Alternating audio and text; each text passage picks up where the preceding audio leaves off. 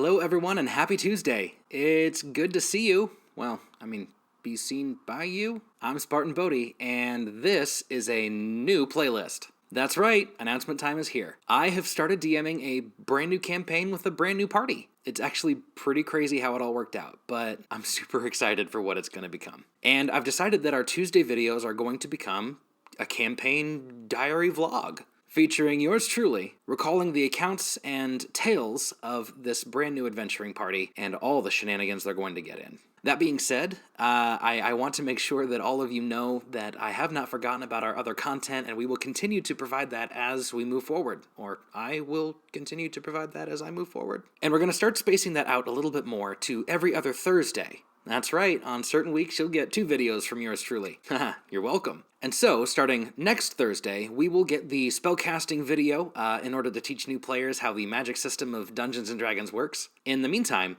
I'm hoping that you're going to really enjoy the storytelling aspect of this. You might be able to learn a couple things, either from a player perspective or a DM's perspective. And regardless, enjoy the fun times to be had around the D&D table. I'm going to try and make this a little more presentery as opposed to going note for note in order to help increase the storytelling capabilities of whatever this is going to become. But regardless, thanks for being here. And another fun side note, 2 weeks from today, Tuesday, the 30th of March, I'm going to be releasing a Discord server. And I think that's going to be a lot of fun, which will be live and available as soon as the video uploads on that day. And the link will be on that video. And I would certainly love it if you came and joined the community. That'll be a wonderful place to ask questions and, meet with other players or DMs and ultimately just start encouraging and supporting one another. Share ideas and campaign premises. Who knows? Character developments or character concepts. Either way, I'm really excited for what this community has the potential to become. What better way to use the internet than to support and encourage each other in all of our creative endeavors, right? So that being said, thanks for being here, and I hope that you like Session 1.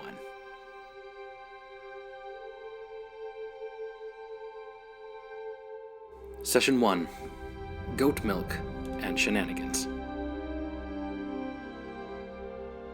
Our session opens with the cinematic focusing in on the nation of Karis and its cliffside village of Martine, located on Lover's Peninsula, the southwesternmost province of this beautiful nation. We start with a gray skin-toned half-orc who sits alone in a tavern. This tavern, the Peeled Lover, named aptly for the town's orange groves that grow beautifully here, is the only tavern in town and sits very close to the town square, overlooking the rest of this beautiful cliffside village. To the eastern side of this village lies a rope bridge connecting to a very large lighthouse, the Seaspire Lighthouse, in fact, the prestigious and very well-known local landmark that has guided the sailors around the Bay of Commencements for many, many years. This quaint town is but a small part of Lover's Peninsula, or La Péninsule des Amoureux, a very well-traveled and common vacation destination, both for that of newlyweds and vacationers alike. Nonetheless, this small, quaint village has attracted 5 would-be adventurers, each traveling for their own reasons and own ambitions. Rek, the half-orc sitting alone at the last table available in the Peeled Lover, watches as the rest of the crowd eyes him cautiously. One individual more so than the others, a slender, darkly clothed half-elf who sits at the bar, watching this half-orc intently. His eyes shift to the door and watch as another gray-skinned, tusked humanoid enters the tavern. The rest of the individuals sitting in the tavern turn and see yet another half-orc who has entered this room. As the new arrival surveys the scene, we hone in on the moon-shaped earring on his person, that which is the holy symbol of the moon goddess, Kumaria. Seemingly unfazed by the rest of the crowds, he notices the only place to sit would be by the other gray-skinned individual sitting in the room, and begrudgingly joins him. Not too long after that fact, a blue-robed, tall human, around 6'5", with golden, luscious locks, as described by my player, and a long flowing beard to accompany it, grayish-blue eyes, and a sunny disposition, enters quickly to where the half-orc has just left.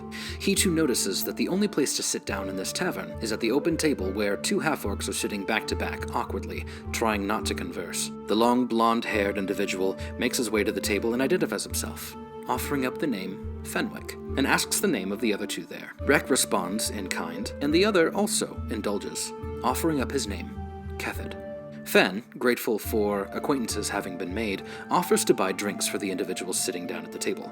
"Milk," Rek says, much to the surprise of Fen, who, nodding his head, makes his way up to the bar. As he does so, he sees the young barkeep, a young woman in her early 30s, washing dishes and drying mugs and preparing herself for the rest of the dinner rush that will be this evening. When she sees the young man approach, she smiles to him in kind. "Yes, how may I help you?"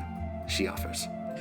Yes, I would like to buy, two milks for the individuals over at that table." She looks concernedly now over at the half-orc kin sitting at the table alone. "Cow or goat?" she offers. Better make it goat," he says with a smile. "And I'll also have one of your finest bottles of wine." She goes down the list, and Fen decides on the bottle of Lindeau, a well-known winery in a different part of the nation of Karis. At the mention of this bottle of wine, the half-elf's ears perk up. He does not seem amused. "Stuff tastes awful," he says, neither smiling nor making eye contact with Fen. "Oh, is it?" he says. "Actually," the barkeep says, "it's one of my favorite bottles of wine. I hope you enjoy it," she says. "Are you sure that this is what you're wanting? The price point—" "Oh, I'll take it," Fenwick says, grabbing the bottle, as well as the 2 goblets of goat milk, and takes them back to the table. The half-elf, still somewhat perturbed by the bottle of wine being purchased right in front of him, decides to stand up from the bar, and makes his way towards the door to listen to the minstrel, playing his lute gently, much to the amusement of the crowd. And moments pass as Fenwick returns to both Rek and Kethid at the table. It's not too long until a 5th individual comes bursting into the tavern. This human, not quite as tall as Fenwick, and yet apparently just as dashing, if not more so, seems hurried and rushed, and it's not long after that we hear the scream of an angry woman pursuing behind him. The young man surveys the tavern quickly and notices the darkly clothed half-elf standing just by the door where he has just entered. He approaches him and quickly begs, "Please, you have to let me borrow that dark coat of yours." After listening and eyeing the individual suspiciously, the half-elf agrees, amused and intrigued at what the human might have to offer in return after this is all said and done. As quickly as he can, and just in the nick of time, this human is able to don the dark cloak and begin to blend in, standing and talking to the half-elf individual, now watching as the young, wet bride enters the tavern. Angry, fuming, and very sopping wet, with a matted head of hair and mascara streaming down her face. One of her heels snaps, and in anger, she lets out a scream of rage. She makes a public announcement to the rest of the tavern, saying that if any of them see the human with the starry eyes, to let him know that he's a dead man, and storms out of the tavern, but not before taking off her engagement ring and throwing it towards the bar. Not very long after she leaves, the human thanks the half-elf, removing the cloak and hands it back to him. "My name is Eros," he tells the half-elf. "Thank you. And your name is—" "Mardigan," the half-elf responds. And the two agree to a drink in order to talk over what has just happened. On their way to the bar, Mardigan stoops down and picks up the ring, pocketing it for himself. Eros, now approaching the bar, recognizes the barkeep, as he has been there many a time, and the two exchange pleasantries, and he too orders goat milk, much to the chagrin of Mardigan, who instead asks for an ale. The barkeep agrees, and drinks are brought. The two then note that the only places to sit down are that of the table of the 3 individuals who have drawn quite a lot of attention to themselves in the time that they've been here. As they approach, they see Rek with several rocks out, and the blue-robed individual, Fenwick, brandishes his fingers underneath his cloak, and a brand new rock begins to shimmer and shine in front of Rek. Rek picks it up and places it inside of his bag. Some more magical shenanigans ensue as the party gets to know each other, exchanging pleasantries and somewhat shallow stories as they begin to understand why it is that each of them are there. After a while, a barmaid comes by and takes the order of the table, 8 courses of the evening's meal. 3 of them are going to Rek, and the party begins to talk of more serious matters of business. Eventually, the barkeep overhears some of the nature of their conversation and makes her way over to their table. Knowing they're in need of coin and searching for it, she seeks their aid in a job posting that they have kept secret behind the countertop. Somewhat nervously, she begins to tell them about the haunting at the local keep. They agree to delve into investigation as far as this matter is concerned and seek out Matthias Sonnet, the apparent owner of the Peeled Lover, but not before Fenwick recognizes an old acquaintance from his arcane academy in Bannockburg, his hometown. The woman walking by, though he does not recognize her instantly, is also wearing blue robes, makes her way up to the bar, speaks to the barkeep, and leaves to go back to her room in the inn. Fen, making his way up to the bar, asks the barkeep the identity of the woman who just walked by. After a successful persuasion roll, she reveals the identity of the woman as Aveline Beaumont, who is there on business, checking in on the peeled lover, as she is working for the Department of Internal Revenue. Apparently, she's there once a year to check ledgers and collect taxes. Fenwick takes this opportunity and asks her to leave a note for him. The barkeep agrees and says that she will slide the note under her door, as she is not to be disturbed for the rest of the evening, per her specific instructions. The group gathers their things and leaves the tavern, making their way now towards the southern part of the village, where the keep is supposedly set to stand at the top of a hill overlooking the rest of the town. It is on their way there that they see 3 individuals making their way out of the keep, 2 of which are armored, holding spears and torches in their offhands. The 2 are quickly identified as National Guards, and the 3rd is assumed to be Matthias. The group is correct, and after a few moments of the stammering, stuttering bar owner asking the group for aid, the National Guard decide to wander off, returning to their actual business and solving real crimes. At which point, Matthias stammers out, I would gladly pay adventurers such as yourself for any aid you were able to offer in this matter. Please, I beg of you, 100 gold pieces to the lot of you. 100 gold pieces. The group decides that this is well worth their business venture, and agree to help Matthias discover what it is that is haunting his manor. He offers them the key to the door, as well as a few tidbits of information. Most importantly, the first location he ever saw the creature, the master bedroom, but only after a somewhat terrifying encounter in the kitchen, causing the spirit to move back upstairs to whence it came. The group takes note of this. But Kethid is unimpressed. He believes the bar owner to be hiding something, holding back on information that might be helpful to them. After being pressed by Kethid, Matthias offers more information, somewhat more shameful, and, after having decided he has spoken too much, decides to leave them to their investigation, wandering back towards the peeled lover. It is at this point that the party makes their way into Castle Light. As they move into the small castle, they discover several things. First, that it used to belong to likely a 3-person family, as they see a large painting on the left-hand side of the foyer, the portrait containing a father, a mother, and a young girl.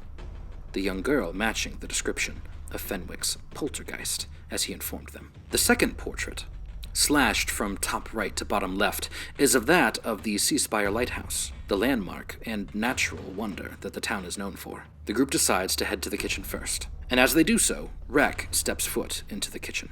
He immediately encounters a drop in temperature, a disembodied voice, and the very hair on his neck standing upright.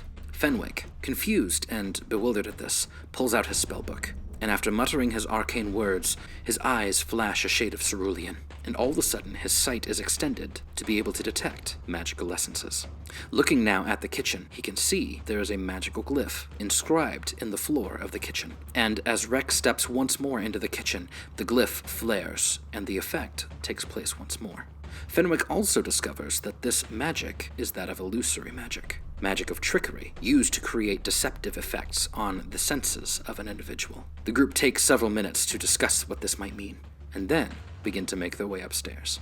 As they reach the second floor and continue their investigation, eventually they find 2 large wooden doors. They are ornate and look to be that of the Master's chambers. It is just around the end of the duration of this detect magic spell that Fenwick, as he approaches, sees yet another, larger illusion magic effect taking place within the Master's chambers. As the spell wears off, the group decides to head into the room, and as they do, the poltergeist makes herself known. Crawling in through the fireplace, she begins to curl and crawl up the wall, her head rotated 180 degrees, looking at the party, though her black, matted, greasy hair covering her face. Her white, spectral gown seems to whip around in a non-existent wind, and as she snarls at the party, the hair moves away from one of her eyes, revealing white, opaque, milky, cold, lifeless eyes. The party, drawing blades and magic, begins combat with the poltergeist. Kethid calls down mighty light from heaven in order to sear the undead being, but it seems to take little effect on her.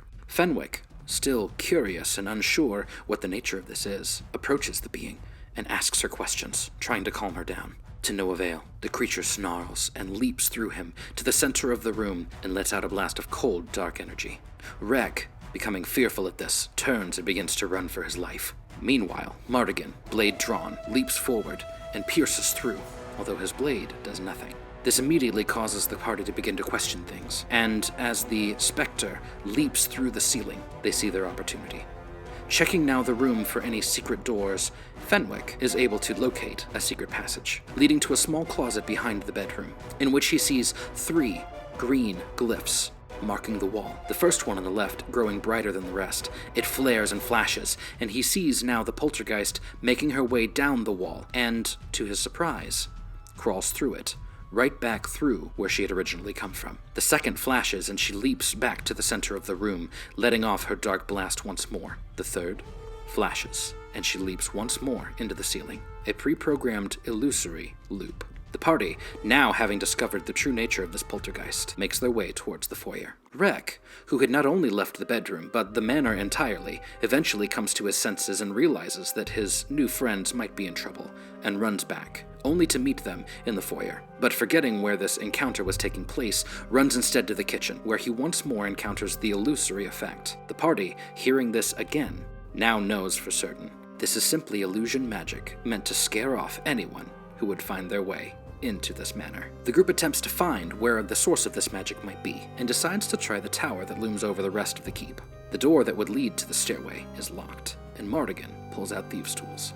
He picks the lock effortlessly, and has it swing open. Fenwick, deciding to speed up his reconnaissance, summons his hawk familiar, and has it ascend the tower, finding nothing.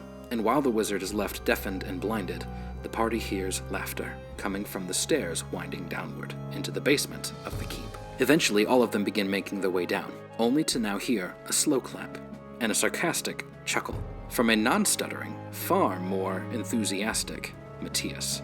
Now standing in his secret office, they understand as Matthias explains, this is all a ruse, and it is there as an effort to enhance the tourism of the town of Martine. Citing his gratitude, especially for the fear of Rek, who not only left the room but the building entirely, Matthias believes his illusion to be strong enough to begin spreading the legend of the poltergeist of Martine, hoping to draw crowds from near and far, who would then have little choice but to stay in his inn, which he plans on expanding. The party, who seem rather relieved and grateful to not have to put an end to an undead creature entirely, decides to accept the 100 gold piece payment for their continued silence and potential spreading of the legend of the poltergeist of Martine.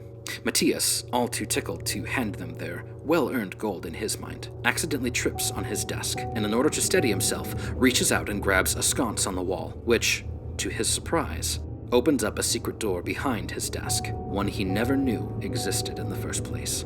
And as the door opens, a foul stench meets their nostrils. Apparently, their true work has just begun. And thus we come to the end of Session 1. It is my sincerest hope that you enjoyed Session 1 of my campaign diary vlog. This was a lot of fun, and I think one of the things that I enjoyed most about it was just the way the party jumped right on in. One of the things I really enjoyed about this was that the very first combat they had, which combat with low-level characters can be very tricky. You see, at this point, they don't have a whole lot of HP, so learning how to balance combat to be fair and yet still challenging remains kind of tricky. So the thing that made this fun was that the combat actually posed no threat to them, and yet offered a challenge, or something to be achieved or understood. There were still high stakes. If they didn't figure it out, they wouldn't get paid. And 100 gold at second level?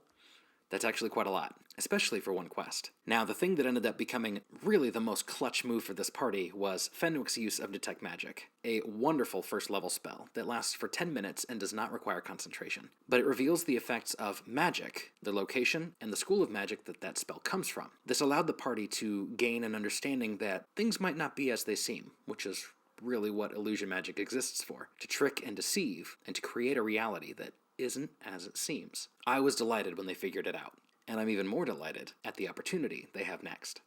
So that's it.